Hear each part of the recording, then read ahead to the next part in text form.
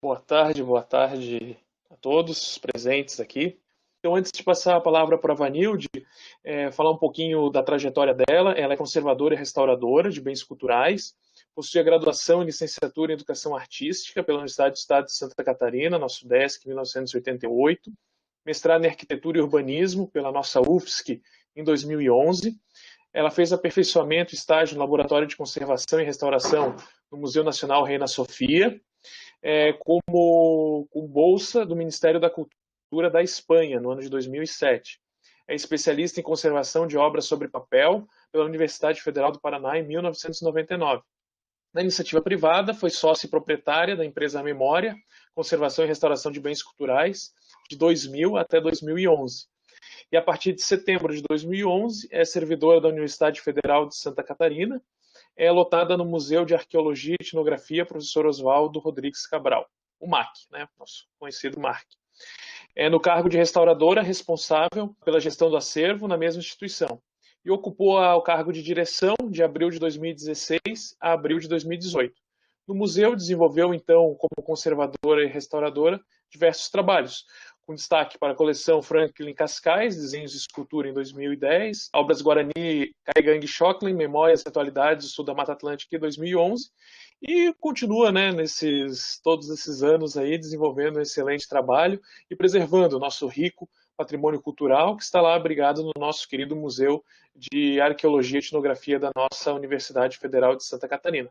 Então, agora eu passo a palavra para a Vanilde, para contar um pouquinho mais e contribuir conosco, né, nos ensinar um pouquinho da sua experiência profissional. Obrigado, Vanilde, e a palavra é sua. Boa tarde a todos.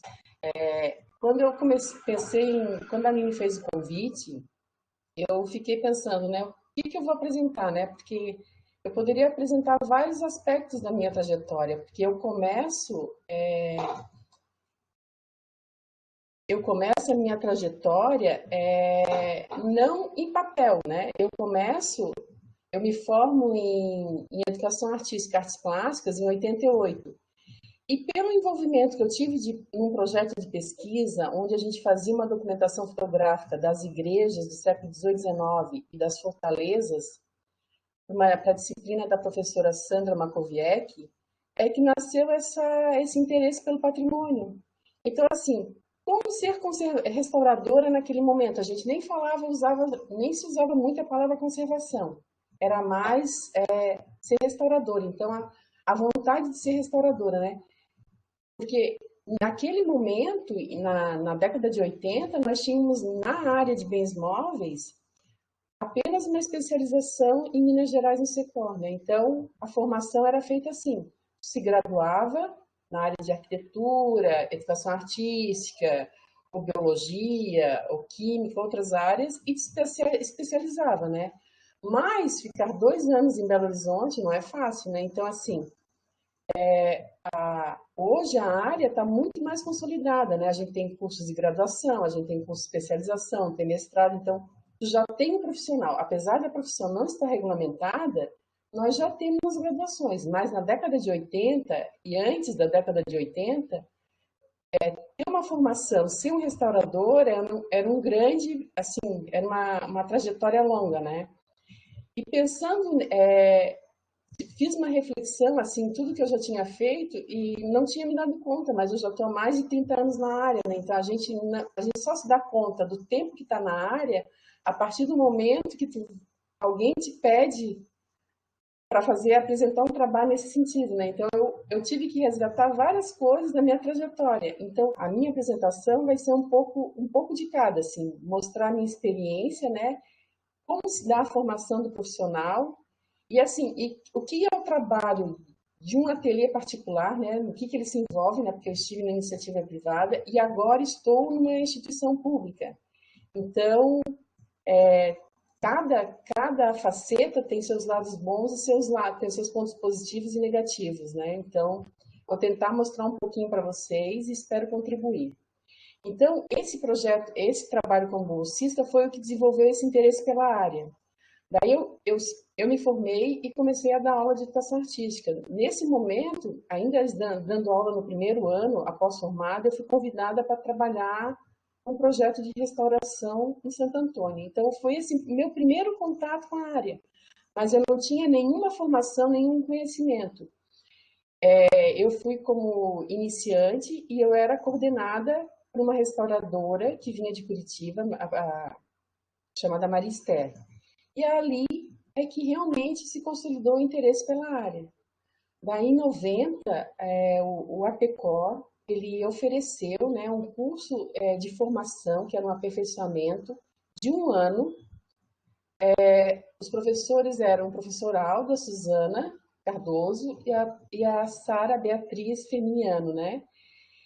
E aí é que começou a minha formação, né? Porque foi um ano, a gente tinha aula todas as tardes, então a gente passou por todos os processos. Então foi aí que a gente, de fato, eu iniciei a minha carreira, né? Então, esse um ano que eu passei no ateliê, nesse aperfeiçoamento, é que foi o primeiro, foi o pontapé, assim, para consolidar e deixar claro que era essa área de trabalho que eu queria, né?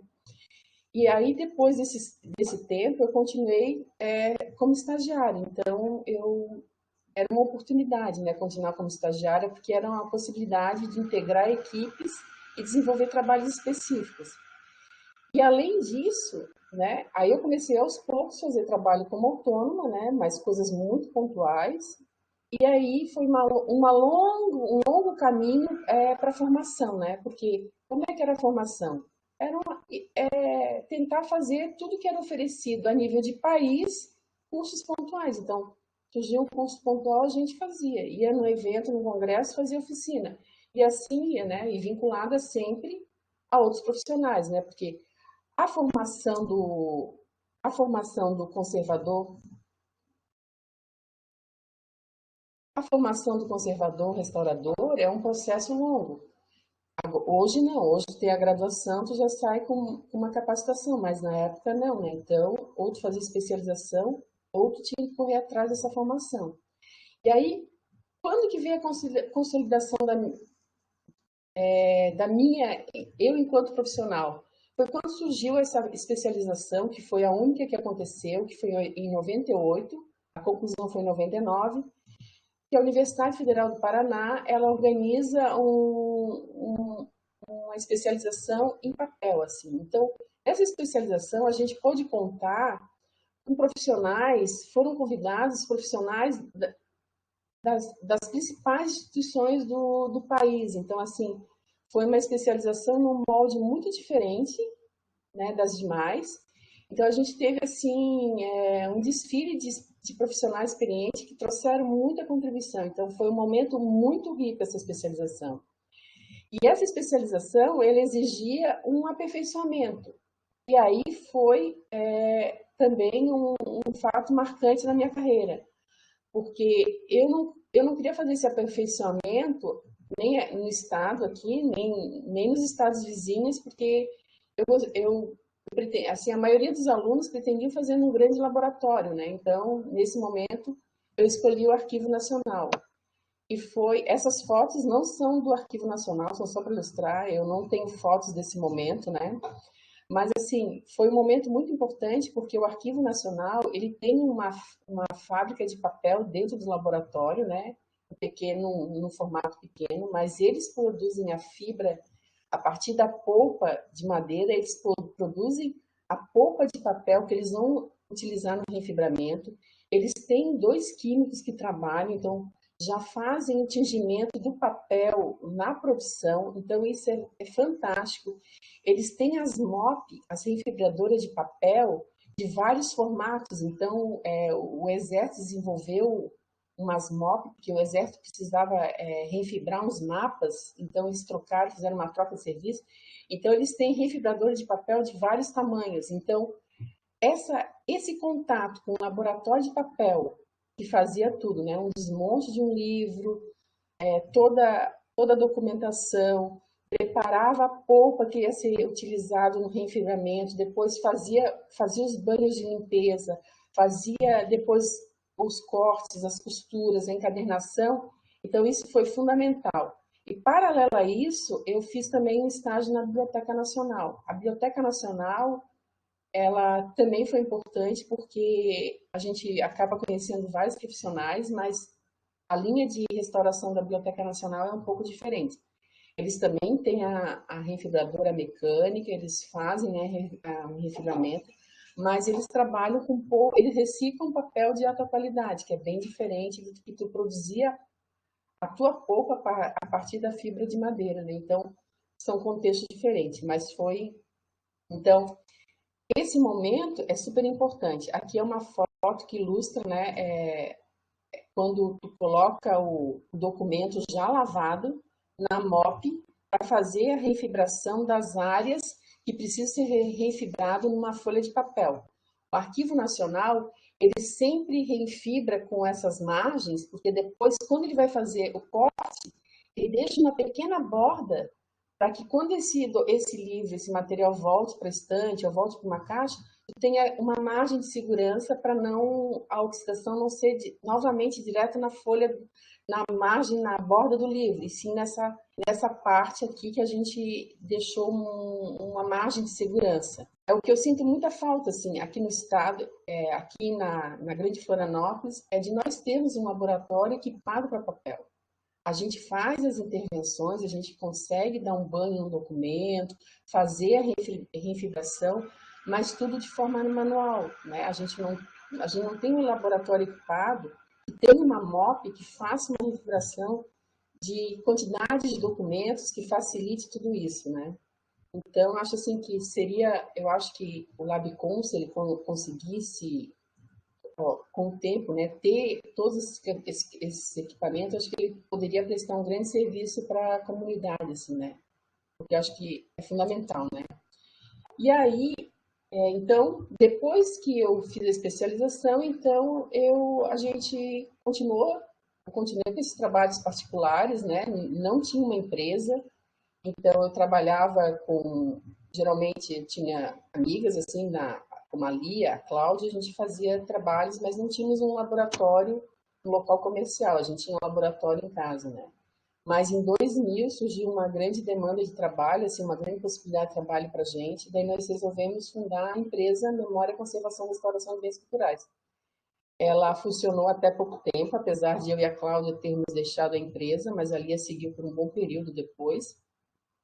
Com a empresa, a gente realmente se consolidou enquanto iniciativa privada. Porque a partir do momento que tu tem um espaço comercial, tu tem que estar envolvida com projetos, tu tem que estar envolvida com clientes, né? Porque quando tu tem o teu ateliê em casa e que talvez tu não dependa tanto desse recurso, tu trabalha no ritmo, mas a partir do momento que tu se consolida, tu investe em materiais e equipamentos e aluga um espaço, tu tem que ter um fluxo de trabalho. Então, tu vai ver daquilo, tu precisa ter uma dinâmica sobre isso, né? Então, durante esses 11 anos que eu fiquei na memória, na empresa, eu acho que eu cresci muito como profissional, né? Então, depois eu vou voltar um pouquinho para essa etapa, agora eu vou continuar só fazendo passando pelas etapas e mostrando, assim, de forma geral, o que eu acho importante de trazer de contribuição para a área, né? Daí, em 2007, eu me apresentei para uma seleção do Ministério da Cultura da Espanha e escolhi o Museu Reina Sofia, o Laboratório de Papel. Então, quando eu fui com uma grande expectativa, assim, de aprender coisas novas, aprender novas técnicas. E eu quando cheguei, apesar de ter me inscrito no laboratório de papel, eu fiquei um tempo no de pintura. E aí foi ótimo, porque eu fiquei no de pintura e passei para o de papel depois. E o que eu constatei com essa experiência é que nós estamos, assim, em termos de técnica e de capacidade, iguais à instituição de Estado, assim. Então, eu via que as intervenções eram as mesmas, que os materiais usados eram os mesmos, então que estava tudo excelente para a gente. Mas qual é a diferença? É os equipamentos que eles têm disponíveis, entende? Essa câmera aqui, ó, eu até tenho mais fotos, é um equipamento sensacional, eu achei, para quem trabalha com papel. Porque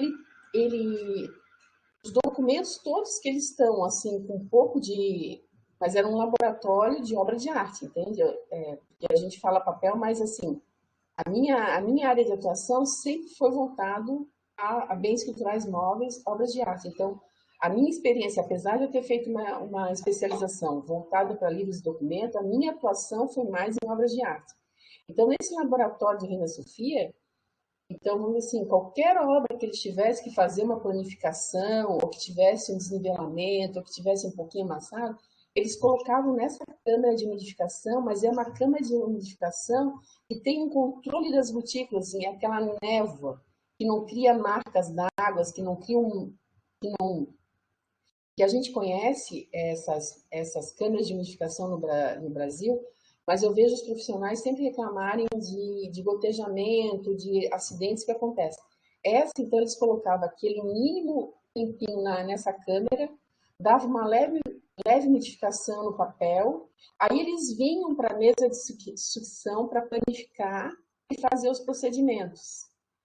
E outro equipamento super interessante, que eu acredito que as grandes, aqui em Florianópolis nós não temos, mas eu acredito que São Paulo, os grandes museus, e também não vi nas minhas visitas técnicas, né? Mas uma máquina para corte de passepatura automatizada, assim. Então, tu coloca as medidas no computador, tem um software, e essas réguas, elas andam automaticamente e cortam a tua janela de passepatura, né? O que a gente faz no laboratório, eu faço hoje no museu, eu e a Aline já fizemos muito manualmente, sem ter uma faca. Hoje a gente tem uma faca, né? Fazia com régua e bisturi não, estilete. Lá no Reina Sofia, eles colocam as medidas no computador da área interna e externa, e essa régua anda automaticamente e corta o teu passepatura. Então, essa possibilidade de ter equipamentos que facilitem o teu trabalho, eu acho que isso é que me deixou impressionada, assim. Então, todo laboratório que tu ia, tu tinha microscópio, tu tinha, né, equipamentos que nem poucos laboratórios no país têm. Então, eu acho que essa é a grande diferença. No Brasil, acho que não tem esse reconhecimento na área, né? Eu acho que falta muito investimento. Então, eu acho assim que a gente precisa, aqui em Santa Catarina, principalmente, a gente precisa avançar nesse sentido, em termos assim, sensibilizar, quem a gente precisa sensibilizar para que entenda a importância da preservação do patrimônio, né? Então, é isso que é bem diferente, né? Então, só para vocês terem uma ideia, né? Esse é um trabalho que eu fiz no laboratório de papel, né?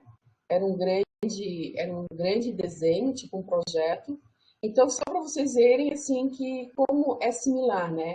Emoção de material aderido no verso, né? E a gente fez daí um enxerto, comprou um papel comercial e fez um enxerto dessa área e fez as consolidações com papel japonês. Então, nada diferente do que a gente tem feito aqui a nível de instituições, né? Só que, é claro, sempre tem que lembrar que quando a gente trabalha mesmo com livros e documentos e obras de arte, então a gente, para iniciar qualquer trabalho, exigem todos aqueles testes, né? De solubilidade, de sensibilidade, para poder entrar com os materiais e fazer a restauração, tá? Então, é só para mostrar, assim, a gente, quando é contemplado por um grande museu, a gente acha que vai ter muito acréscimo, assim, né? E, na verdade, eu constatei que os procedimentos de papéis, os materiais, eram todos os mesmos e as técnicas as mesmas. O que diferenciavam era ter no laboratório equipamentos que a gente não tem aqui, entende? Que facilitam algumas ações. E depois, em 2011, em 2010, eu comecei o mestrado, né? Eu achei que eu precisava de novos conhecimentos, eu estava assim numa fase de trabalho que a gente estava com o ateliê consolidado, mas eu percebi que vários cursos de museologia estavam surgindo, né? Teve um boom na área, assim, e a disciplina de conservação era oferecida, né? Mas depois eu percebi também que há muita reserva de mercado, né? Então, quando surge uma vaga de conservação num curso de graduação, geralmente ela acaba ficando vinculada à graduação, né? Então, vamos dizer assim, é de conservação, então eles pedem graduação em museologia e especialização, mestrado ou doutorado em museologia. Então, fica muito difícil para a gente que vem de outras áreas entrar numa vaga dessa, né? Então, surgiu a possibilidade de fazer o mestrado na arquitetura. O professor Sérgio Nap me aceitou como aluna, né? Porque eles têm uma linha que vai de encontro, mas eu ia trabalhar com bens móveis, né? E não imóveis, né? Então, foi um desafio para ele e para mim, né? Porque as disciplinas não colaboravam muito. Eu resolvi fazer um estudo, como nós tínhamos em um momento anterior restaurado as esculturas do Franklin Cascais, que são em argila policromada, e ele usa todo tipo de tinta para fazer essa pintura, ele mesmo descreve isso. Eu achava que eu tinha que dar uma contribuição maior para a instituição, assim, né? Então surgiu a possibilidade de eu avançar nesse sentido. Então, a gente queria fazer uma pesquisa sobre a argila, né? Ver se ela tinha algum material que fosse sensível à presença de umidade e também entender um pouquinho mais da camada pictórica. Porque a camada pictórica das esculturas, elas, naquele momento que nós restauramos, algumas peças, elas tinham muito craquelê e muito desprendimento, assim, né?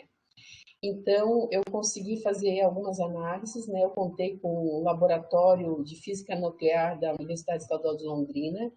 A gente fez fluorescência de raio-x e também fez algumas análises térmicas aqui sobre a argila, né?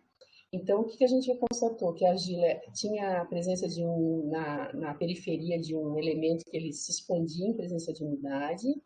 Então, o que ele fazia? Quando ele se expandia, ele movimentava essa camada pictórica. Como essa camada pictórica também não tinha qualidade, ela era feita com pó-xadrez e outras tintas, ela se movimentava. Então, ela rachava, fazia esse craquelê, então ficava nessa movimentação. E aos poucos, tu ia perdendo o material original, né? Então, foi assim, eu acho que a gente teria que avançar mais, né? Até assim, a gente conseguiu constatar que, pelos elementos presentes na fluorescência de raio-x, que eram os mesmos elementos que fazem parte do pó-xadrez, mas eu acho que a gente teria assim, que ainda fazer uma pesquisa mais detalhada, assim, para identificar até se ele usou algum outro tipo de tinta junto. Isso não foi possível, tá? Essa necessidade, então, esse slide aqui, na verdade, os slides ficaram trocados. Esse deveria ser anterior, tá? Não sei por que trocou aqui. Essa foto aqui, ó, é uma foto antes da restauração. Então, a gente tinha esse tipo de problema em algumas peças. A gente tinha craquelê que movimentava, né? Essa movimentação da argila periférica fazia com que essa camada pictórica rachasse, né? Tivesse esse craquelê, e aos pouquinhos elas iam concheando e desprendendo, né? Então, durante o projeto de restauração, a gente fez, né, a fixação, né, e toda a parte de tratamento de algumas esculturas. Eram algumas esculturas, não eram todas, né? A maioria estava em ótimo estado de conservação, foi feito só conservação. Mas foi baseado nesse fato que eu parti para o meu mestrado, né? Então, o que o meu mestrado também ele afirma? Que a gente precisa ter um espaço para o controle de temperatura e umidade. Porque essas peças que são em argila, elas precisam estar num lugar estável, não sofrer essa variação. Porque a umidade entrava dentro primeiro, movimentava essa argila periférica, né? Então, e depois secava. Então, essa dilatação e contração iam causando danos. Então, a gente teria que ter o controle de temperatura e umidade. Então, logo em seguida, o Climus, que é um sistema de monitoramento, né, que o professor Saulo é o responsável, é instalado visando assim a preservação dessas peças, para que elas fiquem o mais estáveis possíveis, né, dentro da reserva técnica. Ó, então, essa foto que deveria ter sido lá atrás, eu não sei o que aconteceu, tá? O que salvou assim é o enxerto que eu falei para vocês daquele aquele projeto de grande formato, aquela obra. Então, né, foi feito os enxertos com papel que eu mesma fui buscar, né, fui num local que vendia papel mais aproximado e fitinhas de papel japonês e metilcelulose. Então, é bem parecido, próximo, exatamente o que a gente faz aqui quando intervém em documentos, em obras de arte, né, de grande formato, com mais espessura, né? Então, agora eu vou entrar, assim, na parte mais prática, assim, né? Então, alguns trabalhos durante a minha estada na memória, né? Então, como eu falei para vocês no início, nós atendíamos obras de arte de forma geral, bens móveis, né, integrados. A Cláudia, que era uma das minhas sócias, ela era formada no Secor. Então, ela vinha com essa bagagem de ter trabalhado, de ter feito uma especialização em pintura e escultura. E eu e a Lia fizemos em papel. Então, acabou a gente conseguia atuar em várias áreas, mas não é fácil. O melhor é quando a gente consegue se especializar só numa área, porque daí tu abre várias frentes, tu tem que estar sempre buscando, tem que estar sempre se capacitando, né? Então, a gente começou, por que nós resolvemos fundar a Memória? Porque a gente achou que era um momento, tinham editais abertos, né, no estado na época, a gente participou de um projeto para a lei estadual de incentivo na época, fundo, e fomos contemplados, né? E aí a gente restaurou lá do Hospital de Caridade várias obras do acervo, né? Essa é Santa Rita, é uma peça em madeira, dourada e policromada, que ela tinha vários problemas de repintura e vários danos, né? Então, a gente fez vários, inclusive raio-x, para ver onde que a gente poderia, que atrás tinha uma rachadura, a luz negra para identificar as áreas de intervenção. Então, assim, foi a primeira obra que a gente fez de um acervo sacro de grande relevância, assim, né? Mas a gente daí acabou fazendo todo o presépio, fizemos os altares, fizemos o forro. Então, foram uns 5 anos que nós ficamos no Hospital de Caridade, passando por vários, captando recursos. Esse foi com fundo, mas teve outros momentos que foi captação de recursos, outros momentos a Irmandade mesmo financiou. Então, foi esse que foi a grande, esse processo foi a grande consolidação da nossa atuação enquanto profissionais e também da empresa. Aqui são umas imagens da tela do Vitor Meirelles, então as telas, né, em péssimo estado de conservação, chassi com cupim, emassamentos, todos os tipos. Então aqui, né, a gente já fazendo os enxertos, né, lá na obra em papel com papel, aqui com tecido, né, linho, entelando na mesa térmica, né, fazendo toda a parte de limpeza, depois os nivelamentos, integração e a obra final, né? Aqui a foto não está muito boa. É só para dizer assim, né, que um laboratório, um ateliê, é uma profissão que, vamos dizer assim, tem que ter um volume de trabalho para conseguir ter assim, uma atuação forte, conseguir sobreviver. Então, nós éramos 3 profissionais que vivíamos da conservação e restauração. Então, assim, nós tínhamos a empresa, a memória, e ela estava sempre envolvida com várias frentes, projetos, mas tínhamos assim um grande atendimento de particulares. Então a gente, porque projetos assim, tem momentos que a gente tem momentos que não. Então assim, a gente quem quer trabalhar, sobreviver na área, ele tem que investir em várias frentes assim. Só que um projeto, ele sempre te possibilita uma estabilidade, que possibilita mais pesquisa, envolvimento com outros profissionais. Então, a gente sempre, assim, era sempre uma prioridade ter um projeto. Então, todas as vezes que abriam editais, a gente abria várias frentes, fazia vários projetos para, de repente, ser aprovado 1, 2 por ano, né? Só que a situação foi mudando, assim, né? A gente viu que teve um boom, assim, de editais, de leis de incentivo, Caixa Econômica, BNDES, lei de incentivo, né, do governo federal, mas de repente as coisas começaram a minguar assim. E hoje mesmo, se a gente estivesse com a ateliê hoje, eu acho que a gente estaria passando por uma situação bem complicada, porque a gente não percebe mais editais, né? A maioria dos editais, eles, né, não acontecem mais, muitos deles restringem a participação, nem todos podem participar. Então, acho que a gente vive um momento bem complicado para quem depende de projetos, né, para trabalhar principalmente com bens móveis, né? A gente agora espero que o edital do Estado, né, continue saindo, que eu acho que ele contempla assim variadas instituições e variados profissionais da área, né? Então, Acho que ele tem que avançar, mas acho que é um grande ganho, né? A gente tem que sempre se mobilizar para que ele continue acontecendo, né? E aí, a gente, paralelo a esse projeto do Hospital de Caridade, a gente também começa a trabalhar no museu da UFSC, né? Foi aí que eu conheci a Aline, né? Então, enquanto a gente restaurou algumas peças no ateliê, a maioria das peças passaram por um processo de conservação no próprio museu, né? A gente montou um espaço de trabalho e as peças, né? A gente tinha várias, mas acho que 6 estagiárias. Então, todos os dias, uma de nós da empresa ficava no museu, né, no período da manhã, com as bolsistas. Então, as peças, a gente não precisou levar as peças, né? Então, só levamos para o ateliê as peças que precisavam de restauração. Porque essa movimentação de acervo também é muito complicada.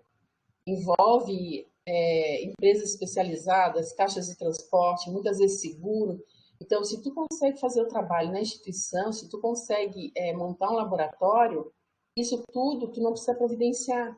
Então, se tu tem que providenciar, o custo do projeto eleva muito, né? Então, e por segurança também, né? Se tu tem peças de uma instituição museológica no teu ateliê, quando nós tínhamos, a gente, nossa, era muito complicado, assim, porque tu é responsável por aquele acervo, né? Então, mesmo que o seguro pague uma peça roubada, ela é insubstituível, não existe, entende? Seguro, a gente faz o seguro, mas ela nunca vai substituir a peça.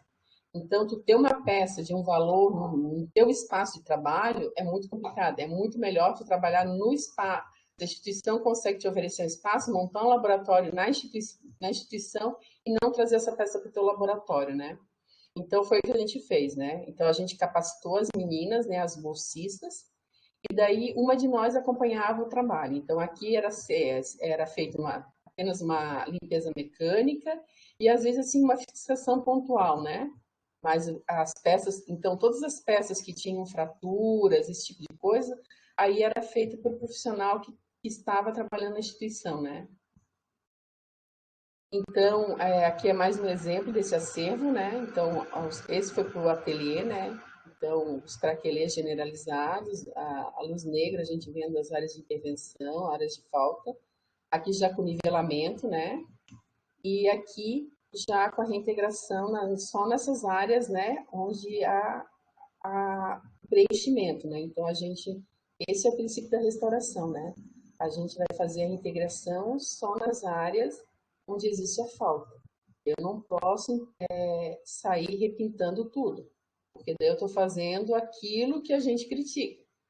Então, eu faço a fixação, faço o preenchimento das áreas de falta e reintegro pontualmente. Então, é o mesmo princípio para papel. Se eu vou intervir numa obra em papel que tem uma falta, eu faço preenchimento de corpo naquela falta, e se eu precisar dar um retoque, eu vou dar um retoque naquela área. Eu não saio retocando com a aquarela tudo. Porque isso a gente é muito fácil de encontrar, assim, né? Quando a gente pega uma obra que já sofreu uma intervenção, é muito fácil ver isso.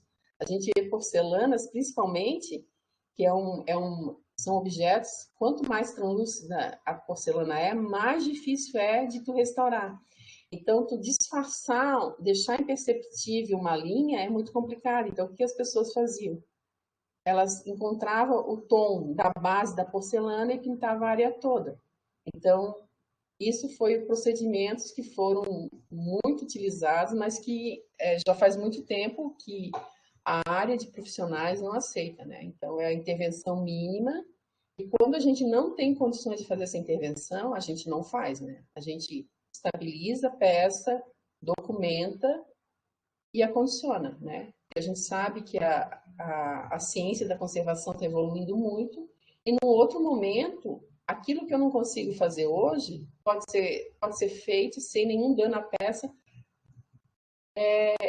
em um momento próximo, entende? Então, assim, se eu não tenho condições, eu falo isso porque, assim, muitas obras do patrimônio foram perdidas porque as pessoas vão retirar a repintura e não tem, né, há uma dificuldade na remoção, no encontro do produto químico que não sensibiliza o original e saem raspando, né, removendo tudo. Então, assim, a partir do momento que tu remove uma pintura original, tu destruiu essa peça enquanto patrimônio. Então, assim, o que tu não consegue fazer, o que tu não tem condições de fazer naquele momento, não se deve fazer. A gente deve deixar para um outro momento. Então, aí eu não tenho conhecimento, não tenho condições, não tenho equipamento, eu faço uma intervenção mínima. Eu faço a conservação, eu estabilizo e eu espero que no futuro deixe para um próximo profissional fazer essa intervenção.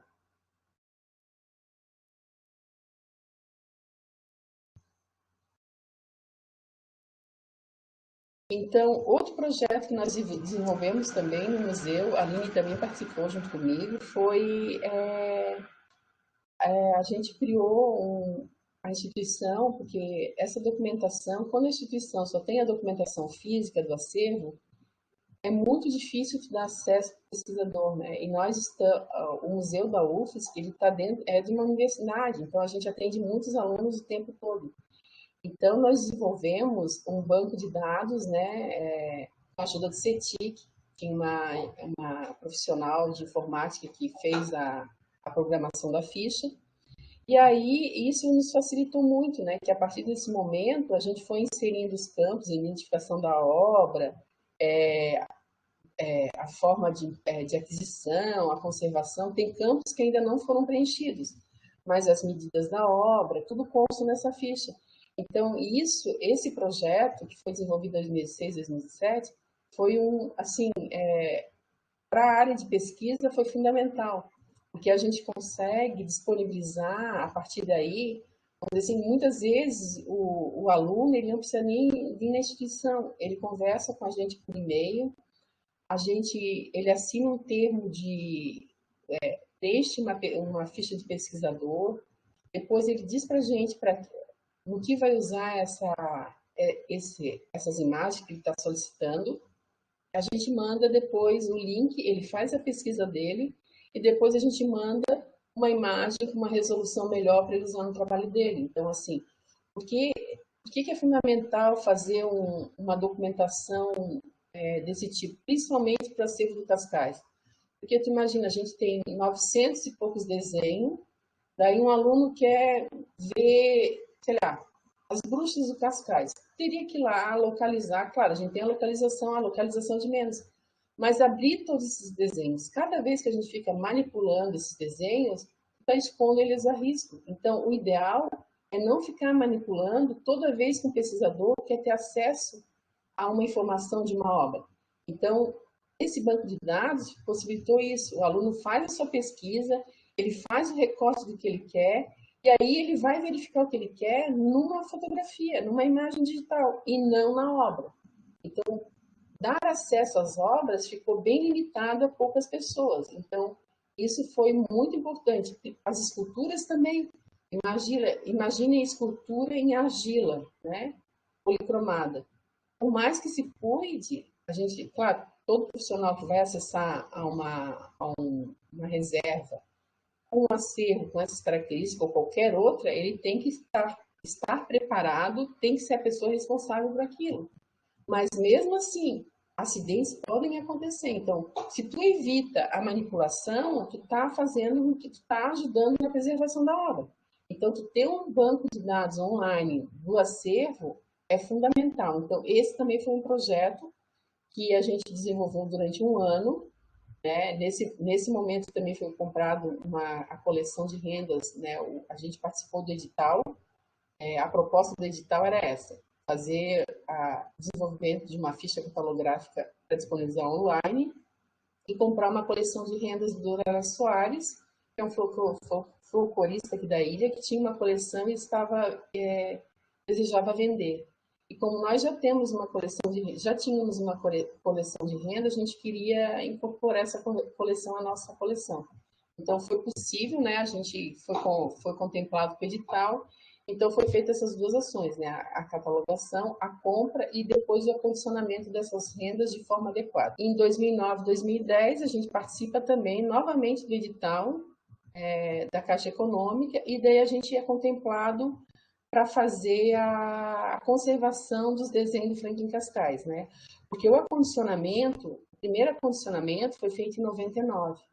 Então, desde então, a instituição não havia feito nenhum outro procedimento. Daí, nesse momento, a gente acaba trocando, né, alguns envelopes, fazendo o entrefolhamento. A gente antes não usava, a gente montava a obra em cima de uma base de um cartão, né, um passepartout, e aí botava a janela em cima e dentro do envelope.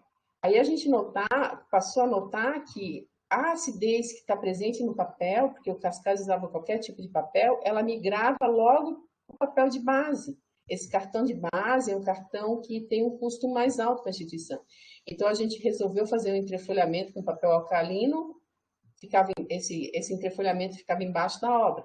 Então a gente ganha um tempo, porque daí esses pontos de oxidação passam para o papel esse entrefolhamento e a gente preserva o cartão de base. Então a gente mantém uma rotina de trocar esse entrefolhamento e não esse cartão de base. Porque para trocar esse cartão de base, a gente teria que desmontar toda a obra. Então tudo isso leva tempo e tem um custo mais elevado, né? Então isso que eu falo, ó, a obra ficava montada dessa forma dentro do envelope. Então aqui tinha um cartão na janela para proteger e embaixo da obra a gente colocava um outro papel alcalino para que esse cartão do passepartout não degradasse rapidamente, porque o Cascais ele usava os desenhos dele, assim, os que ele considera finalizados, assim como trabalho final, ele usava um papel canson. Mas todo esse processo de pesquisa e de elaborar essa obra final, ele fazia em vários tipos de papel. Às vezes, assim, ele tem obra que é colada, uma obra tem 3 tipos de papel emendado, colado, assim. Então, imagina o desafio que é para a conservação. Então, logo, se o papel tem uma manchinha, logo ela migra para essas áreas aqui. Então, esse entrefolhamento, ele facilitava isso. A gente, com a rotina, troca o entrefolhamento, e não todo esse material aqui, que é muito mais dispendioso de recurso e demora mais tempo. Então, aqui, ó, vocês estão vendo, né, aqui, ó, essa área aqui, então a gente passou a colocar um papel aqui embaixo, entre a obra e essa base. Então, outra ação que a gente, enquanto empresa, a gente ofereceu em alguns momentos oficinas de capacitação. E a gente, quando ofereceu a primeira oficina de capacitação em papel, a gente viu que assim a demanda é incrível, assim, de pessoas que procuram, né? Só que é isso, né? Quando tu vai capacitar alguém, a gente tem que fazer uma seleção dessas pessoas, né? A gente tem que ver, essas pessoas elas têm que ter um comprometimento, entender o que é patrimônio, porque assim, né? O medo de capacitar é que as pessoas não saiam qualificadas para fazer um trabalho e saiam fazendo, dizendo que aprenderam em determinado lugar. Então, essa era sempre a nossa preocupação em fazer, em oferecer oficinas, né? Mas essa oficina a gente deu super certo, a gente tentou selecionar pessoas que estavam envolvidas com instituições, a gente atendeu poucas pessoas, que eu acho que o objetivo, acho que uma oficina para ter sucesso e saber que a pessoa que está ali não vai fazer bobagem no seu local de trabalho, ou mesmo que não seja no seu local de trabalho, pode fazer bobagem com o seu próprio acervo, né? Às vezes com o seu próprio material, né? É ter esse controle, assim, saber a trajetória da pessoa, ter um contato próximo com a pessoa que tu vai capacitar, né? Porque senão a gente acaba ficando só na conservação, né? Só naqueles procedimentos mínimos. Se tu quer avançar, tu tem que saber em que sentido tu quer oferecer esse curso e saber fazer essa seleção criteriosa, né? E dar realmente um curso com intensidade, né? Que eu acompanhei um pouco esse que a Rita ofereceu no Labicon, né? A Eloá, que trabalha comigo, fez. Eu achei que foi assim um formato super interessante e que houve bastante aprofundamento. Então, eu acho que tem que ser desse jeito, assim, né? Não pode ser feito porque assim as pessoas elas acabam querendo aprofundar um pouco mais, porque a gente vê que nos eventos é sempre oferecido muita coisa só a nível, aquela coisa muito básica. E às vezes tu quer avançar um pouco mais, né? Então, esse avançar um pouco mais precisa ter critérios mas ele não pode deixar de acontecer. Eu acho que é importante, porque nós estamos aqui na região sul, né? A gente só tem graduação em restauração, conservação e restauração em Pelotas. Tem muitos profissionais que já têm uma trajetória, que já têm uma graduação, não vão fazer, de repente, uma graduação, mas que precisam fazer alguns procedimentos no seu local de trabalho. Então, essas capacitações são importantes por isso, porque a pessoa já está lá no seu setor de trabalho, já trabalha com documentos e precisa fazer algumas intervenções mínimas. Então, nesse sentido, elas são importantes, acho que elas têm que acontecer, né? Então, né, aqui as etapas da oficina, né, algumas imagens só para ilustrar. Então, aqueles procedimentos mínimos, né? A gente não chegou nesse momento a dar banhos de limpeza, né, desacidificação, nem fazer a MOP nós não tínhamos, né? Nós só fizemos preenchemos com pouco pontualmente alguma perdinha mínima, assim, né? Então, agora eu vou falar um pouquinho do meu trabalho atual, né, que é a partir de 2011. Então, como a Aline, o Thiago leu meu currículo, eu passo a integrar como servidora da universidade, né? Então, foi assim, né? Era um momento que eu achei que eu precisava fazer algo mais, né? O ateliê já tá... Porque, assim, a gente fica num volume de trabalho, mas também quer se capacitar. Aí surge a possibilidade do mestrado, né?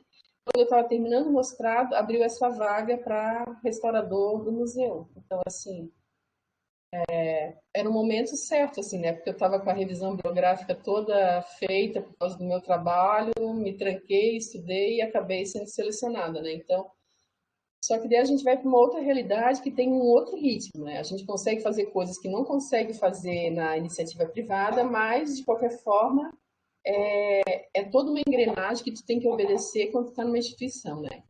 E aí tu vai, assim, para uma outra realidade. Então, eu trabalhava com pintura, escultura e obra de arte em papel. E, de repente, vou para um universo que é cultura popular, né? E dentro da cultura popular, nós temos uma acervo de cultura popular, tem a coleção Elizabeth Ferrando Cascais, que tem manuscritos, cadernos escolares, grandes e pequenos, 944 desenhos, e ainda tem as esculturas em gesso e argila não cozida, né, argila crua. Tem uma coleção de renda têxtil, vai ter uma coleção com quase 1.000 objetos de etnográficos, né, de etnologia indígena, e ainda a gente tem um acervo de arqueologia com mais de 50 mil itens. Então, assim, como restaurar dentro desse universo? Então, a gente acaba fazendo mais ações de conservação, porque tu precisa manter esses depósitos organizados, tu precisa manter essas peças higienizadas, acondicionadas. Então, e as ações de restauração, elas acabam sendo pontual. Eu mesmo tenho feito restauração para atender as demandas da instituição. Então, assim, vamos montar uma exposição. A gente precisa de faz o recorte do acervo. Então daí eu vou fazer o diagnóstico de conservação. Então tá, as peças estão ok para expor? Ok. Não, tem uma peça que precisa de uma restauração.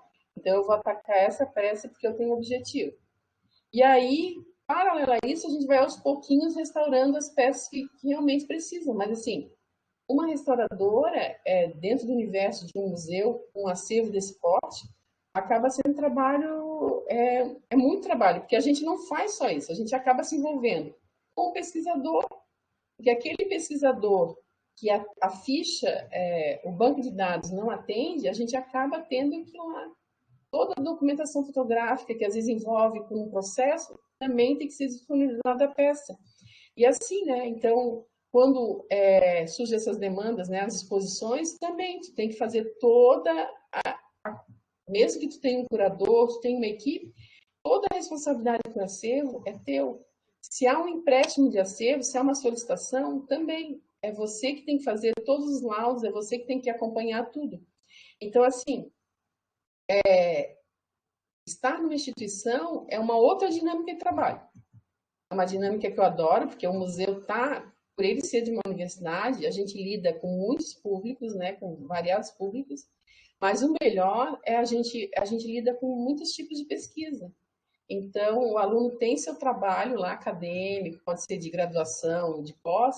Então, a gente, se ele está voltado para o acervo, a gente dá esse suporte para o aluno. Então, a gente também convive, a gente está sempre trocando com esses alunos. Então, a gente também aprende muito e vê outras facetas do teu acervo, coisas que tu não tinha nem pensado que alguém resolve pesquisar. Então, esse cotidiano de estar próximo dos cursos de graduação e ter essa vivência com alunos, isso é muito enriquecedor, assim, a gente aprende todo dia, é um ganho diário, assim, né?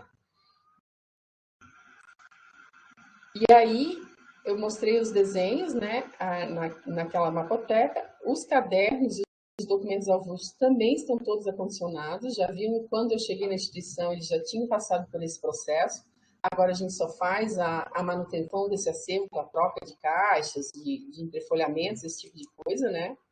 Então, eles têm esse folder, lá é papel, o anterior é papel filifold, esse aqui é um papel neutro, né? Então, aqueles que estão mais fragilizados, eles ficam dentro de um envelopinho de papel neutro, depois o filifold, que é alcalino, né? E dentro daquelas mapotecas, né? Então, todo o acervo em papel de Franklin Cascais, além dos desenhos, né? Todos os cadernos e manuscritos estão todos acondicionados. E os manuscritos também, eles já se encontram digitalizados também. Então, sempre assim, né? Acondicionamento em caixinha cruz, né? Para facilitar o manuseio. E essa é uma foto da reserva, então só para vocês terem ideia, né, do universo que a gente fala, né? Então a gente fala de máscaras com fibra vegetal, madeira, osso. Isso aqui só de etnologia, né? Então nós temos esse armário aqui que é etnologia, esse armário aqui que é cultura popular, esse aqui que é Franklin Cascais e arqueologia, as peças do Tom Wilde, que nós temos uma parte do acervo dele. E as esculturas de Cascais, né? A gente tem a climatização, como eu já falei, controle de temperatura e umidade. Então, essa é uma área de segurança do museu, de acesso restrito, né? Então, aqui o acervo de arqueologia, né? Então, a gente não tem ainda, estão sob base de Itapuã, mas a gente ainda não tem aquelas caminhas toda, né, recortadinha, mas as peças estão bem acondicionadas, né, de qualquer forma. Então, antes de avançar, então, assim, hoje a gente tem uma reserva técnica que ela pode servir de referência, assim, para vários museus, né? A gente serve, né? Não é que a gente pode, a gente serve, né? A gente sempre recebe quando alguém quer saber alguma coisa, a gente recebe, conversa, disponibiliza todas as informações.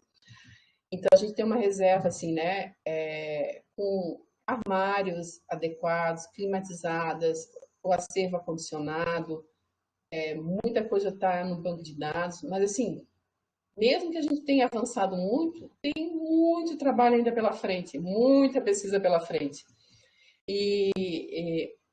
Então, assim, é um trabalho que ele não é finito, ele é infinito, assim, né? Então, eu agora, há pouco tempo, a UFSC abriu um concurso para uma técnica em restauração, né, a Eloá, então fiquei muito feliz porque agora eu tenho alguém que pode me ajudar, contribuir, né, e a gente sempre conta com, assim, trabalha com projetos, né, então, assim, a gente vê que essa reserva do museu está nessas condições porque foi desde os anos 90, início dos anos 90, a Cristina e o Hermes, né, eu quero deixar aqui registrado que são as pessoas que foram responsáveis, né, pela implementação, né, desses projetos, chamava o profissional, construiu esse projeto, investiu, né, tiveram sempre essa visão de preservar o acervo da instituição.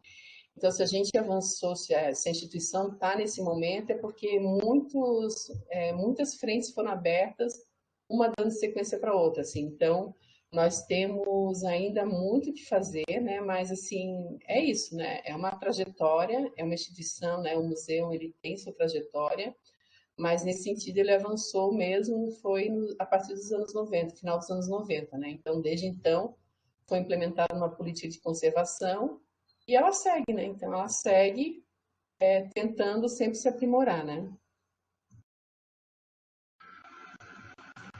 E aí, uma outra ação, né, que eu falei rapidamente, são os laudos técnicos. Então, se uma peça vai sair, né, para uma instituição, a gente tem que preparar toda essa documentação. Então, também é um trabalho que recai sobre o conservador restaurador. Então, é isso. A gente pensa que a gente vai, quando a gente inicia a carreira, assim, a gente não tem ideia por que caminhos que tu vai, que caminhos essa tua formação vai te levar, né? Mas a gente vê que, assim, tu pode ter um trabalho voltado para um laboratório, fazer uma ação específica, né? Mas tu pode ter também um laboratório e prestar esse serviço. Não, prestar esse tipo de, fazer esse tipo de serviço não quer dizer que tu tem que estar numa instituição. Porque uma instituição pode precisar do teu serviço, porque eu, quando era autônoma, eu também já tinha atendi várias vezes, fiz um trabalho de courrier para instituições de fora do estado, precisava de alguém aqui para que disponibilizasse acervo de instituições. Então, assim, laudo técnico, se a pessoa que está no seu laboratório, na sua empresa, ela sabe fazer, ela também pode oferecer esse tipo de serviço, né, que é um trabalho técnico. É preencher detalhadamente uma ficha, né? Essa ficha acompanha o objeto, né? Ela sai da instituição com o objeto. Quando o objeto é montado na exposição, ela é verificada se está de acordo, porque se aconteceu algum problema tem que ser acionado na ficha. No momento que desmonta, verifica-se novamente e quando a peça chega numa instituição. Então, essa é a garantia de que a peça vai ser prestada e que se caso aconteça alguma coisa, aí fica o registro para que a gente acione o seguro, né? Então, hoje em dia é muito difícil uma peça, né, com o valor que tem as peças, uma peça arqueológica, saia de uma instituição sem todos esses protocolos, né? E daí é assim, né?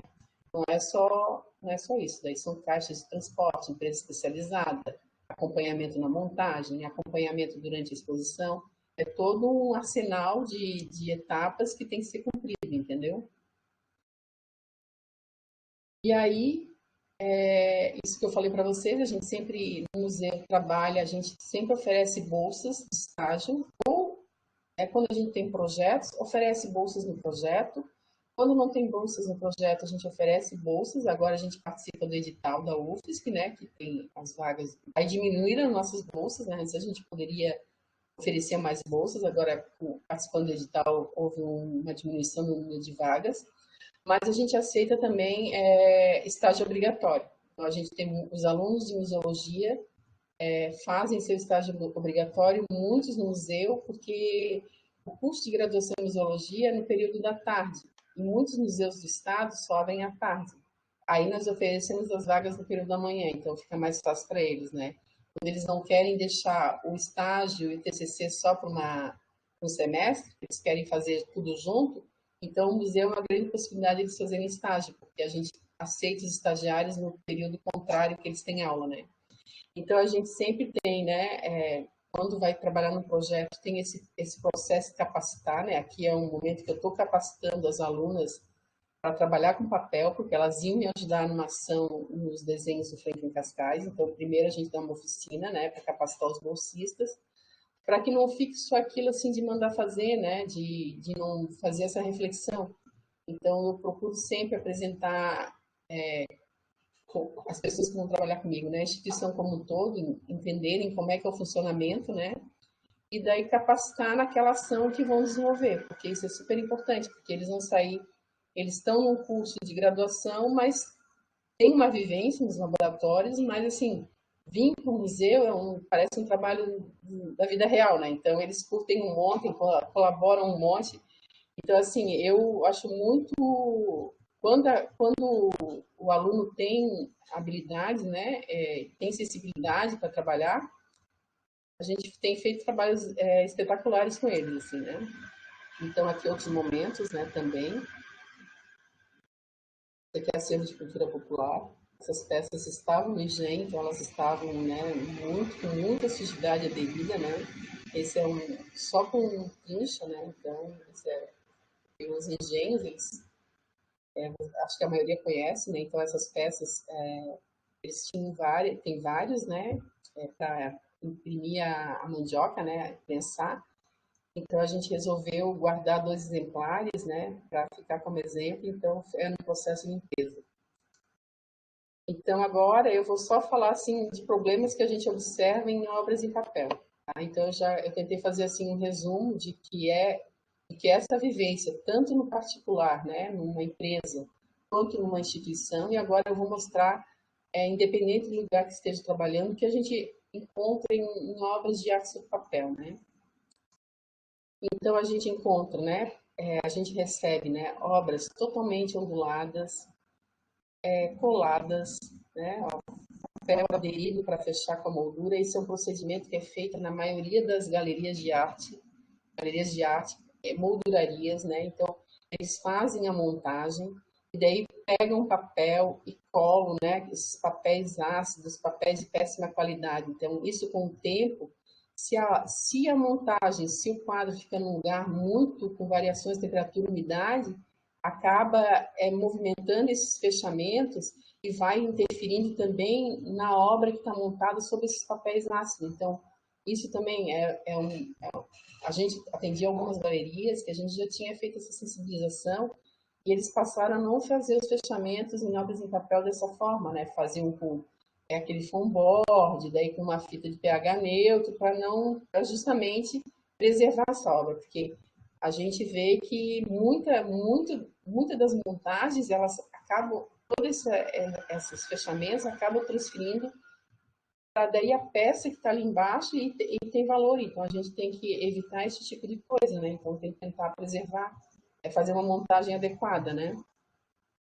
Fitas adesivas, né? Fita durex, é muito comum a gente encontrar, né? Principalmente em cadernos, né? Esse aqui, inclusive, é um caderno do Franklin Cascais, que ele está todo com fita adesiva. Então, mesmo que tu consiga remover essa fita adesiva, é uma fita tipo durex, assim, mais larga, né? Vai ficar mancha. Por mais que tu remova superficialmente esse resíduo de adesivo que fique, a mancha, o que aconteceu com o papel é irreversível. Por mais que a gente pode até lavar o papel, melhorar o pH do papel, mas a mancha, ela permanece. Mesma coisa essa foto aqui, ó, uma mancha d'água, né? A foto não está muito legível, né? O papel que molhou, né? Então, molhou, arrastou, então, onde fez o limite com outro papel, formou uma linha que essa linha tem uma sujidade diferente dessa área aqui. Então, também, pode até tentar lavar o papel, se te permitir, se a tinta não for solúvel, mas às vezes tu não consegue remover essa marca d'água, entende? Aqui, ó, pontos de fungos, né? Essa obra aqui era uma obra com, não era fungos, era oxidação do papel, assim, né? Quando o papel vai envelhecendo, ele vai sofrendo essa degradação e vai ficando todas aquelas manchinhas escuras, né? Então, assim, um banho de limpeza, ele dá uma amenizada, assim, mas a mancha, ela vai ficar presente. E aí, isso que é difícil, fazer um cliente, né? Então a gente trabalhava com muitos clientes assim particulares. Eles quando te levam uma obra, eles querem que a obra fique sem mancha nenhuma. Só que o papel ele é muito ingrato. A pintura e a escultura que tem, né? Os resultados são muito melhores, né? Tu consegue dar um retorno muito melhor para o cliente. Na obra em papel não. Tu consegue melhorar o aspecto dela, tu melhora o pH, melhora em todos os aspectos em termos de preservação. Mas tem manchas que é irreversível, entende? Antigamente eles usavam muito clareador de papel. Só que já foi, a literatura já mostrou, as pesquisas já mostraram que onde às vezes clareia uma mancha, no futuro ali é um ponto de degradação acelerada. Então, a maioria dos profissionais não usa mais clareador, não é mais recomendado. Então, fazer o cliente entender que a obra está tratada, apesar das manchinhas permanecerem, é um desafio, tá? É um desafio. Então, quem resolver trabalhar nessa área tem que conversar primeiro com o cliente antes, deixar claro qual é o resultado que vai se apresentar com o tratamento. Porque senão depois ele vai sempre te cobrar e vai achar que não foi justo o trabalho que foi feito, entende? O preço que foi pago pelo trabalho. Então, é sempre bom conversar, fazer, mesmo cliente particular, tem que ser feito um diagnóstico de estado de conservação e uma proposta de tratamento. E tem que ser conversado com o profissional, com o cliente. Explicar para ele o que tu vai fazer na obra dele. Ele tem que entender. Para que depois o resultado fique ok. Então, ó, perdas, né?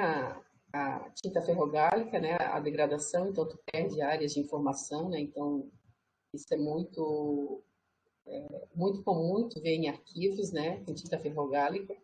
Ataques, né? Montagens em MDF, né? Há um tempo atrás dizia-se que que tu poderia fechar uma obra com MDF, uma moldura com MDF que não teria cupim, mas a gente vê que o cupim também come alguns tipos de MDF, não sei se todos, mas nesse caso, né, houve um ataque generalizado, né. Então, além de eles comerem, né, o MDF, eles acabam comendo, né, o papel de fechamento e a obra, né. Então, esse é um dano bem grave, né. Então, tu tem montagens desse tipo, ó, a obra fixada no passepartout com durex, fechamento com eucatex, totalmente inadequado. Isso é muito comum, né? Obras coladas, né? Então, uma obra colada em cima de um canson e o canson colado no eucatex. Então, remover é sempre uma ação de risco, né?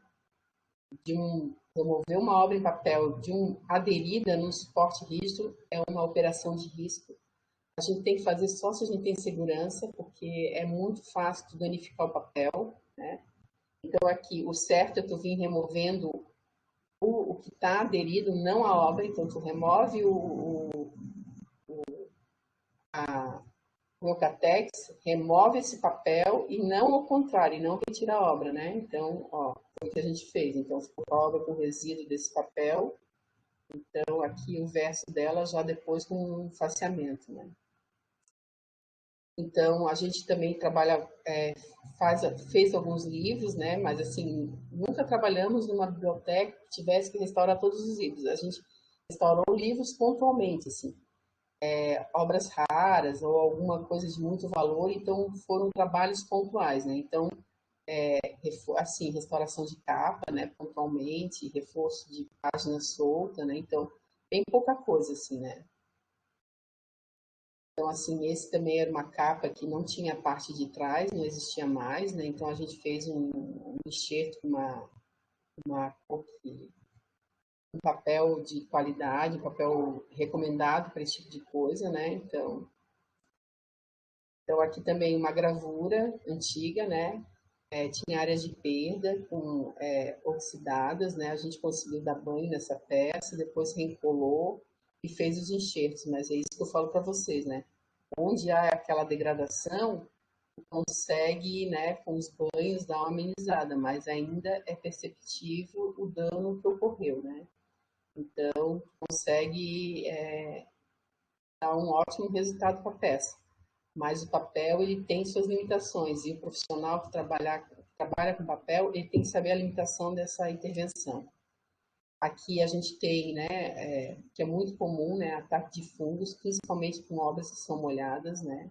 Esse aqui é o Martinho, é um Rodrigo Diário, então ele estava, ela foi um desenho que foi molhado, e daí houve uma proliferação de fungos, e essa marca d'água aqui, ó, que houve essas manchas, né, então isso a gente conseguiu amenizar bastante, mas é uma aquarela, né, então tu não pode dar banho, então é um trabalho só mecânico e superficial. Então faz o tratamento de fungos, mas aquelas manchas vão permanecer, né, as manchas de umidade, elas permanecem na obra. Então aqui, ó, só para ilustrar, né, quando a gente pega com pontos de oxidação, fitas, né, que eu já falei um pouquinho. Então, banhos de limpeza, então a gente tinha uma grande área para banho, então, aqui o acondicionamento para entregar.